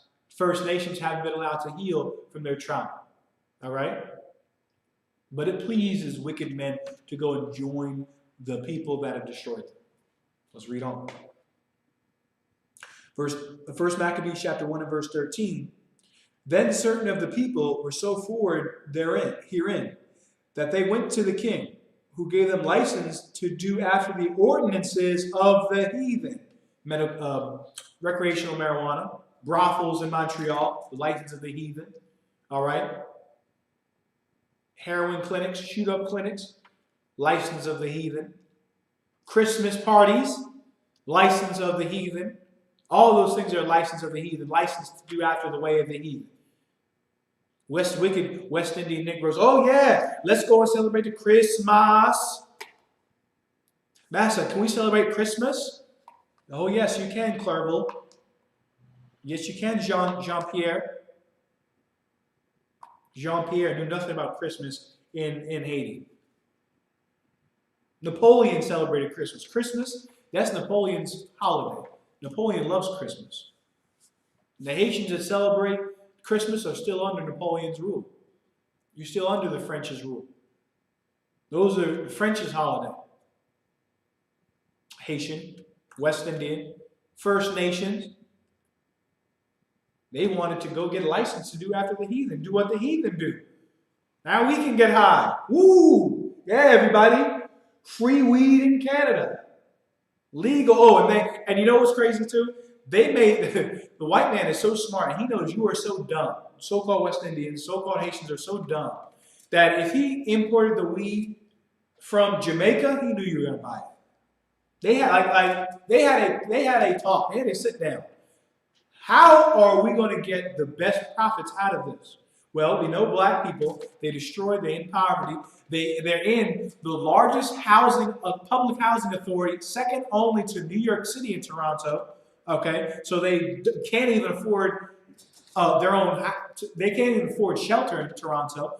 Let's import the weed from Jamaica, so they'll all buy it because this is that West Indian. This is from back home, mama. This is from back home, Kingston. This is for that Kingston stuff. Okay, Antigua Bay stuff, that good stuff. Okay, we ran and run to do after the way of the heathen. All right. Verse 14, whereupon they built a place of exercise at Jerusalem according to the customs of the heathen. What were the customs of the heathen in this place of exercise? Naked men fighting and, being naked and fighting each other to the death. which is what you do in the Canadian Football League. You dress up in those little tights, okay? Grown men running around, little tights, killing each other, running into each other at full speed. NBA, same thing. Little to no clothes on. MMA, nothing but a piece of spandex underwear on, killing each other, which is what the heathen, the Greeks, the so-called white man, the Canadians have always loved. Always loved to watch us get good and naked and fight each other to the death. They've always loved to admire the naked male body because the Greeks are famous gays, famous sexual deviants. All right? So they had this place of exercise built. This place of exercise was built for naked fighting, naked wrestling, which is what they love to watch over there in Greece. Bear with me 1 second.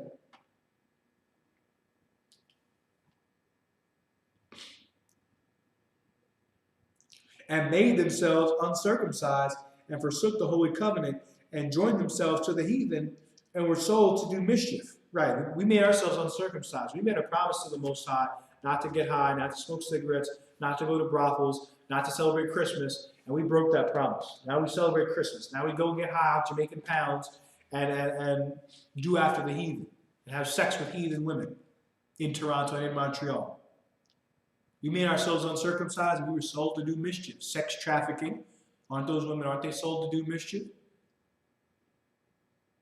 Right? Prison.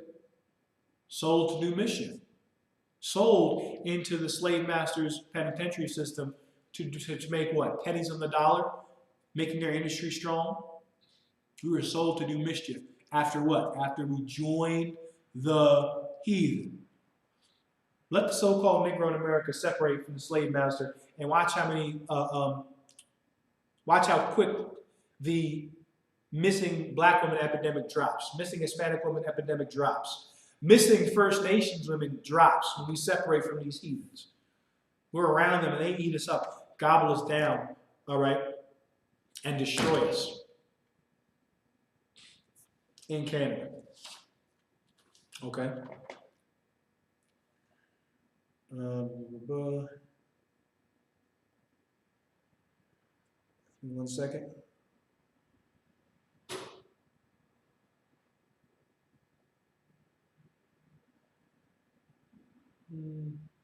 Let me show you.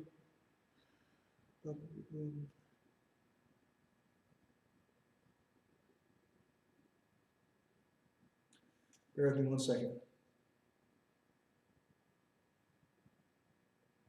I'm going to go into get another scripture on this, on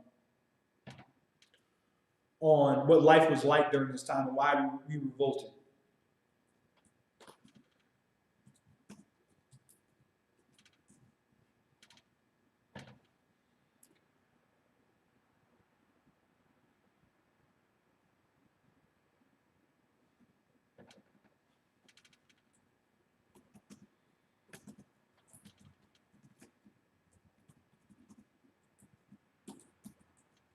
If you have questions, type them in. Any more questions, type them in.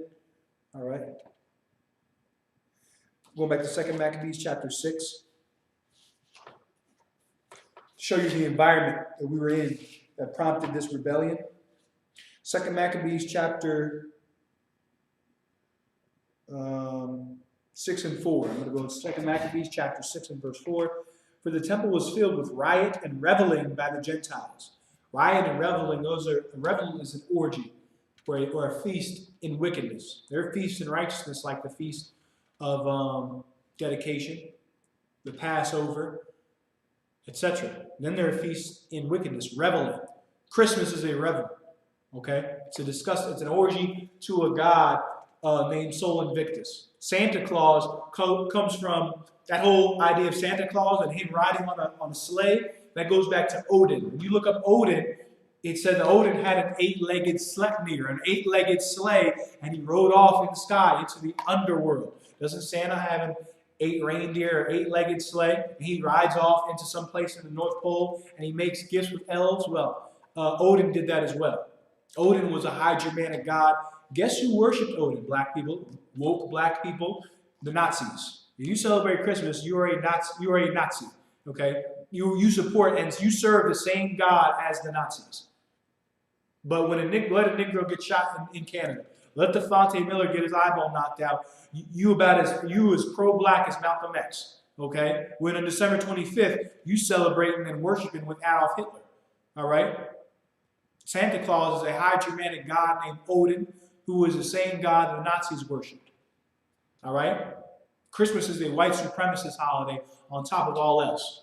And it's a license to do after the way of the heathen. It is the way of the heathen. Okay? So in the ISUPK, we don't want to hear anything about you pro-black and you for the people and you down for the First Nations rights and you tired of this when you going to buy gifts for Mama Running Bear over the reserve for Christmas. Don't do that. These holidays are not for us. These holidays are white supremacist holidays. They are the days and the ways of the heathen. 2 Maccabees chapter 6 and verse 4. For the temple was filled with riot and reveling by the Gentiles, who dallied with harlots. They were having sex with whores in the temple, which is what's going to happen in Christmas all over Canada, all over Toronto. All right? Wherever we live. Wherever Canada is being celebrated, whores are being had. Harlots, which is all that's going on. New Year's as well. And it had to do with women within the circuit of the holy places. And besides, that brought in things that were not lawful. They had women walking around the circuit of the holy places. They had women walking around the areas where priests were walking. There was no woman allowed in or near the holy place. You had to be a priest to walk in and around the holy place. Okay? Women weren't allowed back there. They had women going and walking around back there. Why? Why? Because in the Greco-Roman Empire, just like in Canada, the woman is worshipped. You must be equal with men. You must get paid the same as a man get paid, which we're not against in the ISUPK. But in Canada, they want to worship a woman. You are great as well. Let's hear your voice. Women have a right to choose in Canada. You have a right to choose because you are beautiful. You are special. You are better than men. Men are dirty. Isn't that what they say in the TV shows? Go look at the difference between men and women in Canadian TV shows. They paint the women up to be someone as nice and clean and pure. The man is just a blubbering idiot. Okay? Why is that? Because the Canadians, like their Greek ancestors, worship women. That's why they had to walk around the places where you had to be a special dude to walk in. All right? 2 Maccabees chapter 6 and verse 5. The altar also was filled with profane things, which the law forbiddeth. Neither was it lawful for a man to keep Sabbath days or ancient feasts, or to profess himself at all to be a Jew. It was unlawful to keep the Sabbath days. It would have been in the Greco-Roman Empire, it would have been unlawful to come to the Sabbath service. It would have been unlawful to keep this feast. Or to declare yourself a Jew. Negroes in Canada scared to come into the school. What massacre? What Muslim is going to say? To hell with Muslim. Okay? Muslim wants you to hide the fact that you're a Jew.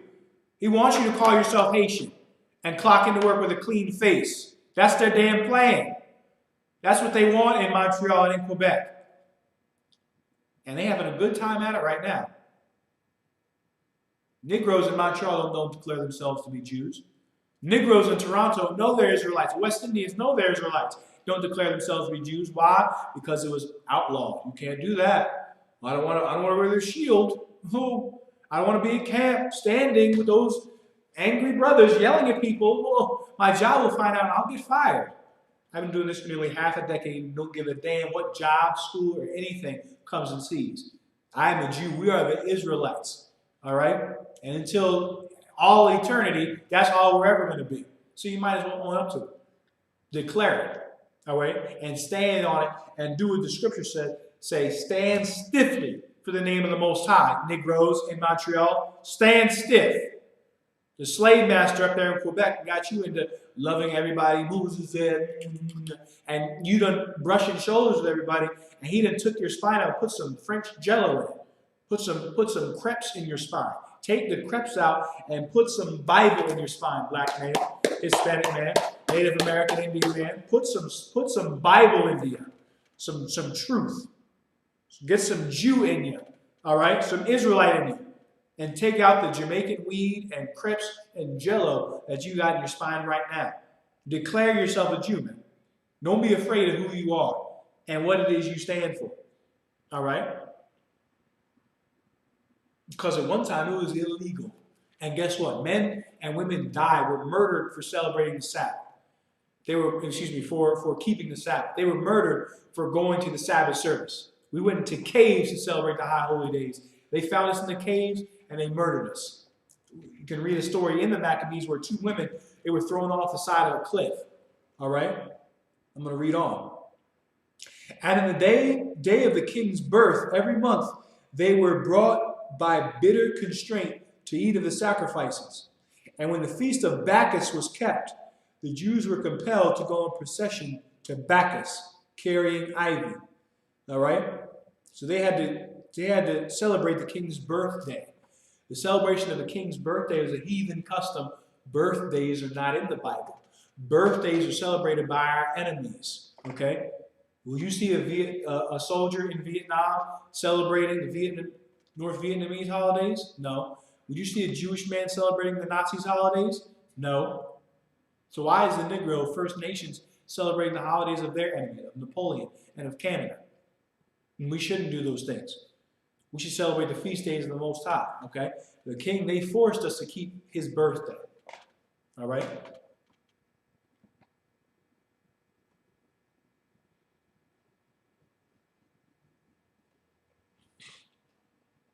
Verse 8, moreover, there went out a decree to the neighbor cities of the heathen by the suggestion of Ptolemy. Okay, Ptolemy, he ran Egypt, which you know of today as Egypt, all right, against the Jews, that they should observe the same fashions and be partakers of their sacrifices, all right.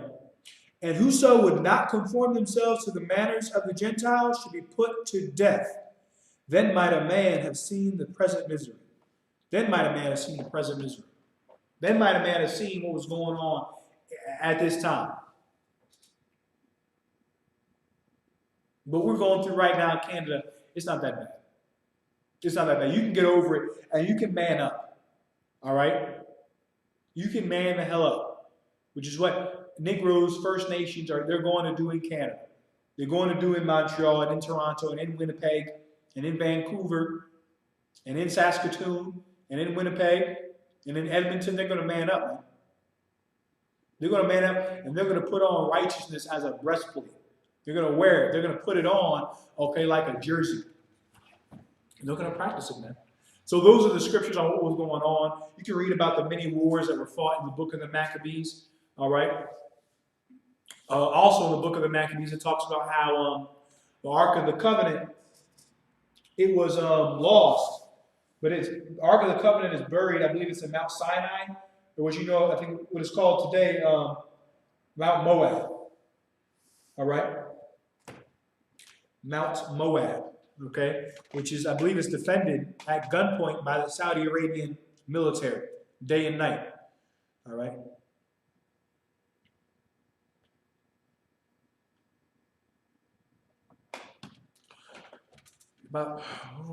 So I'm going to get to the last story. You are not welcome here.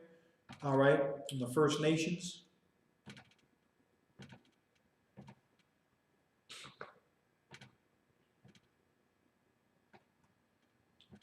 Okay. All right, this is from the CBC, Manitoba. It says, you are not welcome here. Winnipeg couple told they, quote, look like thieves, asked to leave Winnipeg craft store. So here you are, you thinking you just going to shop for Christmas, okay? But the savage, the brute beast, known as the Europeans, he don't give a damn. They don't care what you look like, what you wear. If you so-called Black, Hispanic, Native American, Indian, they look at you like the enemy.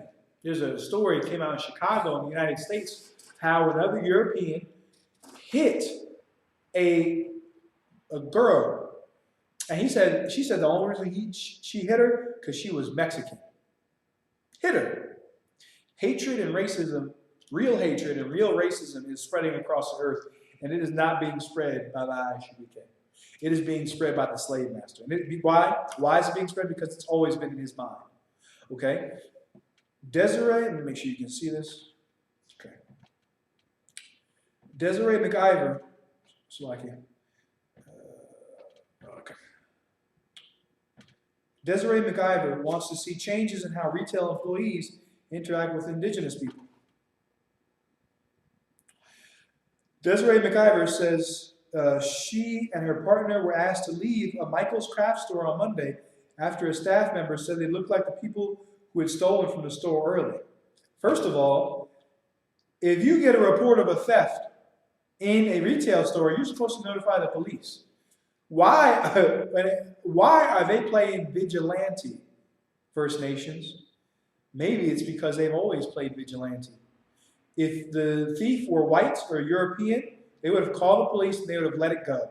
Any European or white person that would have came in there, they would have, oh, hi, how are you doing? Christmas special, 2 for 1 or 25% off a yard of fabric here at Michael's. They would have let it go. But not you. Not you. Why? Because you all look like criminals. A bunch of savages. Timber niggers and wetbacks. They call Native American Indians timber niggers. We'll look it up. Black people are niggers in woods. Now, is she pitch black? No. But she is a so-called black woman, just like a West Indian, just like a Haitian, just like a Negro in Canada, because she's under the curses of Deuteronomy, the 28th chapter, just like all her First Nations brothers and sisters and all the Israelites. All right, her name is Desiree McIver. Okay, a Winnipeg woman was hoping to buy a Christmas gift. Remember, she's shopping for Christmas for the most wonderful time of the year. It's supposed to be the most wonderful time. It wasn't wonderful for her. It was a time of terror. Terrorism, okay? She is, and then that store clerk was profiling her because that's always how they've handled the Native American Indians. Didn't they send out patrols? When they sent out the cavalry? Weren't the citizens or the settlers allowed to shoot and kill Native Indians off the land? Yeah, and they still doing it today. You know why? Because the sons and daughters of settlers, they got a job at Michael's, okay? And they haven't changed. A Winnipeg woman was hoping to buy a Christmas gift for her grandmother at a craft store earlier this week, but she was told she wasn't welcome to shop in the store. Desiree McIver, make sure you can see this, okay? Desiree McIver and her partner were out shopping Monday afternoon and stopped at the Michael's store on Regent Avenue West. We weren't even in the door for about 5 seconds, and this lady approached us and thought it was going to be, and I thought it was going to be the usual, hey, do you need any help or assistance, which is what they do with normal shoppers, said McIver, a member of the Sag King First Nation. Okay, so she's a Gadite, okay? A daughter of Zion, okay? She said, well, you're not welcome here, and you guys have to leave. Remember now, they hadn't been in the store for nothing but 5 seconds. I was in complete shock. I couldn't believe what she said. McIver, who is 8 months pregnant. Now, 8 months pregnant. You would think you would have a little bit more mercy. You'd be more understanding. You would try and even, let's say they did steal, you would try and look into the situation a bit deeper with a bit more compassion. Not these people. Not these people. These people look at you like the enemy, the savage. Savage, untamed Indian. That's in the Bible. Deuteronomy chapter 27 and verse 37. And thou shalt become an astonishment, a proverb, and a byword among all nations, whither the Lord shall lead thee. All right, we'll become a proverb. Redskin, timber nigger, savage, wetback, porch monkey. Okay? Kata. We'll become proverbs and bywords. We'll be an astonishment. Were you stealing? Oh my God, you are a First Nation. You must have been stealing. McIver, who was 8 months pregnant, said the employee then accused the couple of stealing from the store earlier that day. She said, right to my face, you guys look like the people who robbed us this morning, she said. It was humiliating because everyone in the store stopped and stared at us.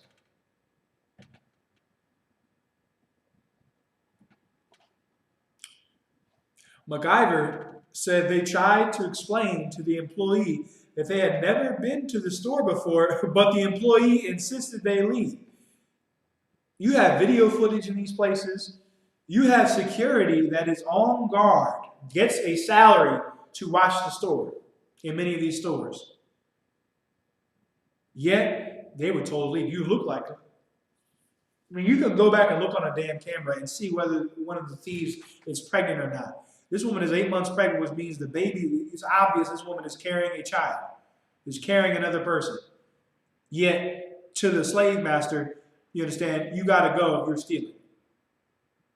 Or if someone stole, okay? Which is just like the slave master. If one of us does something, they go in and punish everybody. All right? I felt like I had no rights. It felt like I was 2 feet tall and I was just tiny. It felt like I didn't matter. This is during Christmas. It's supposed to be the most wonderful time of the year. When it was nothing but racial profiling for her. She's back there with the Christmas tree on a day where she was terrorized. During a holiday where it's supposed to be about inclusion for everybody. Where is the inclusion for her, Canada? Where is the happiness and wonder for her? Whoever stole, if Canada was really about Christmas, or if Christmas was really about helping people, whoever stole, they would have gave him a hot meal. They would have gave him a Tim Hortons donut and coffee. Because more often than not, people that are stealing are hungry. That's in the Bible. Okay? If someone stole, you would look into their situation, and if they had stolen out of hunger, out of need, they would be put to death. They wouldn't be racial. They wouldn't be profiled. They wouldn't be locked in a cage. They would have to restore 5 times what they stole because they just stole out of need. Okay? If Christmas were really about helping the poor, they would have gave them the Tim Hortons with a hot coffee and some gloves for the cold Winnipeg winter, but they didn't. They're ready to lock up whoever stole, and they're going to racially profile every First Nations that walks in and quote unquote fits the descriptions. First Nations, you got to understand, you fit the description. Just like the Negro, okay, West Indian and Haitian. MacIver said they asked to speak to a manager, and the employee said she was a manager. So they decided to leave the store. That's the classic get out of town line. All right? That's what's going on. Okay?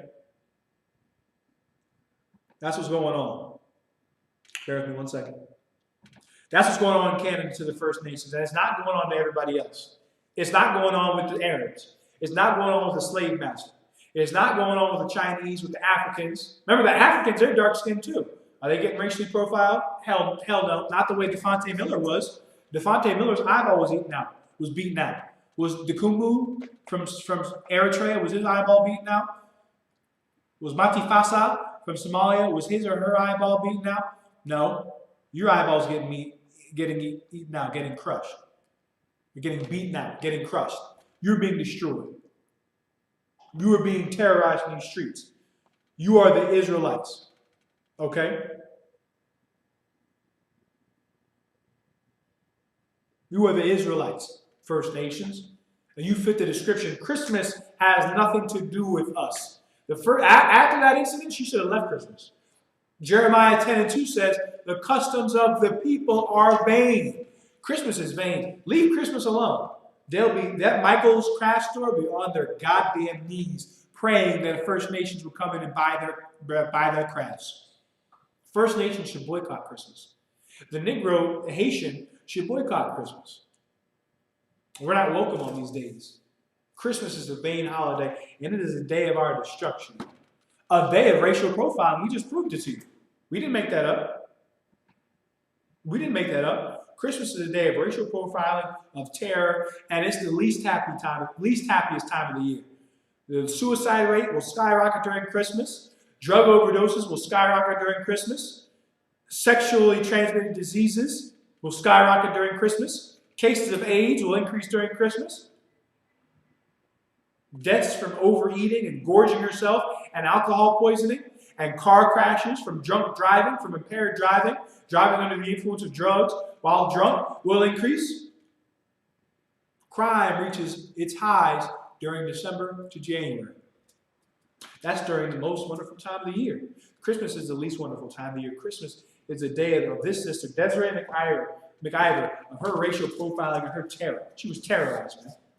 She was terrorized. It doesn't happen to anyone else in Canada but the blacks, the Hispanics, and the Native American Indians. We should leave Christmas alone.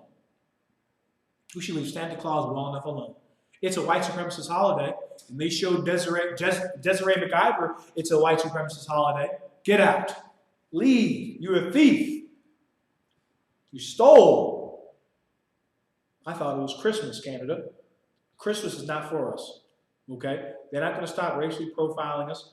They're not going to stop murdering us, sending snipers armed and ready, safeties off, finger on the trigger to shoot indigenous peoples who don't want to hike through their land. All right? That's what this holiday is about. Our destruction. We are a proverb. We've been a proverb and a byword. Let me get on Isaiah 49, one more scripture on it.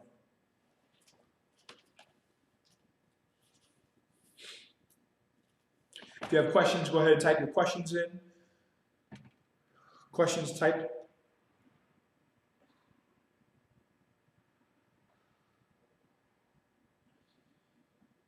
Type your questions in when you have them. All right.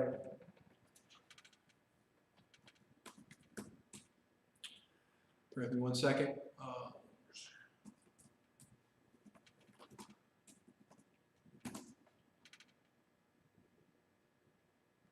This is Isaiah 47:6. I was wroth with my people. He was angry with his people.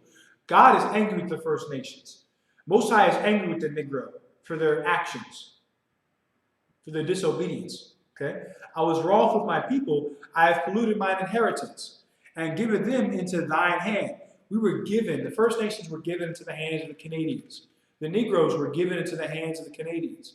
West Indians were given into the hands of the Canadians. Thou didst shew them no mercy. Desiree McIver, she was shown no mercy. That's evident. 8 months pregnant, walking into the store with her husband.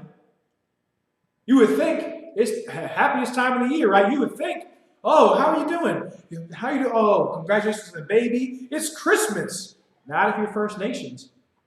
You get out, you thieves. Is basically what they said. You're not welcome here. Like it's a damn Wild West town. Like it's 1860 and they walked into the saloon. Okay? That's how we're treated. They have shown us no mercy. Pregnant women, remember it says in Deuteronomy, the 28th chapter, he would not show regard for the young or the old. He doesn't care whether you're pregnant, young, old, male, or female. Okay? Our slave master is brutal. He's a savage. He's uncivilized. All right? Upon the ancient hast thou very heavily laid the yoke. He laid the yoke on the ancient, on the old. Israel is the ancient. Scripture says that Israel, we're the former of all things. All right, this is James chapter 2 and verse 13. For he shall have judgment without mercy. They didn't have mercy on Desiree McIver when she walked into a craft store looking to buy something. That should show her not to celebrate Christmas, but the Most High is going to have judgment on Canada without mercy. There is not going to be mercy given to Canada. None. None. Because they haven't shown mercy to us. For he shall have judgment without mercy that hath shewed no mercy. Canada didn't show any mercy in the residential schools. Canada didn't show any mercy in 1861 when they were about to pass a law to stop blacks from coming to Canada. Any West Indian, Haitian, it was chiefly aimed at the tribe of Judah, or the Negroes that were coming up from Oklahoma, but that was going to apply to all the tribes. All right? They were going to stop the blacks from coming to Canada. You can go and look it up. It was legislation they were about to pass. That's this place, man. That's Canada. They've shown us no mercy, and they will not be shown mercy by the Most High. Oh, we got to sit back, kick back. Right? You got the class, evening, right? The comfort of your home, and keep the commandments of the Most High. Fight and stand stiffly for the name of the Most High. For he shall have judgment without mercy that hath shewed no mercy. And mercy rejoiceth against judgment. Mercy rejoices against judgment. Mercy should have been had. if they would have had mercy, like the scripture said, if they would have restored the pledge, they would have been accepted. But they won't do that. They won't restore what they've stolen from the Native Americans, from the so-called Negroes, from the Haitians. All right? Judgment's going to be had without mercy.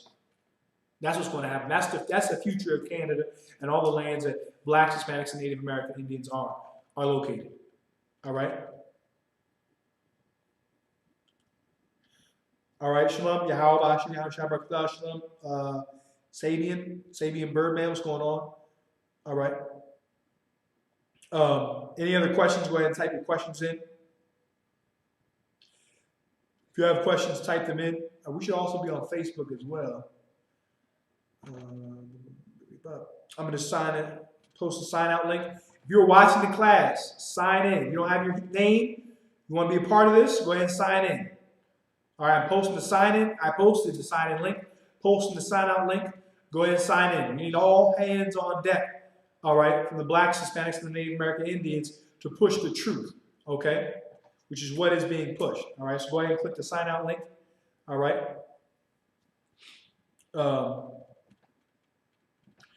If there are no questions in the next minute or so, I'm going to go ahead and wrap it up. I'm going to check the Facebook feed.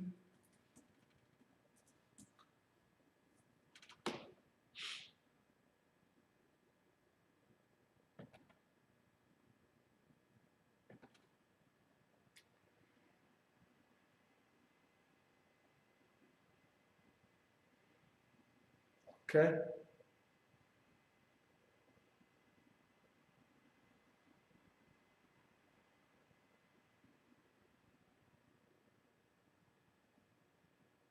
I don't know why I can't see I got the restream chat. I don't know why I can't see comments from Facebook on the restream. Any of that. I'm going to check the Facebook comments. There are no comments. We'll go ahead and shut it down.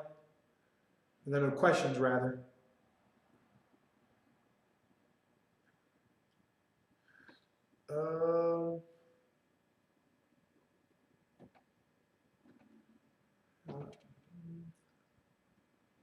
All right, with that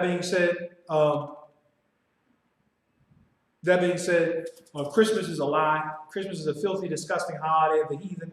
Okay, we should be celebrating the Feast of Dedication, or what is called in English Hanukkah, or HaKanukah, which is the dedication.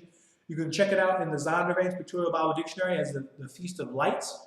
You can read about it in 1 Maccabees chapter 4, verses 52 through 61, right? And in 1st and 2nd Maccabees, all right? We're the Israelite School of Universal Practical Knowledge, started out of 1 West 125th Street, Harlem, New York. Since the year 1969, we've been teaching the truth that all blacks, Hispanics, and Native American Indians are the Israelites. Make sure you like, share, and subscribe to IHBK Canada, all right? With that being said, shalom.